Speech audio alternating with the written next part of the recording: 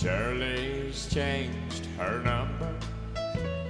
At least I know she moved. And Mary married some guy well-to-do.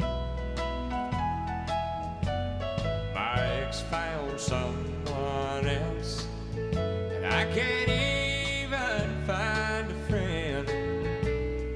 Where are all the girls I used to cheat with?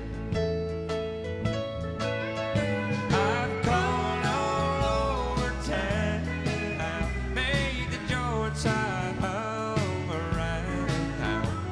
Even floats quit coming in with your good loud. Mike says out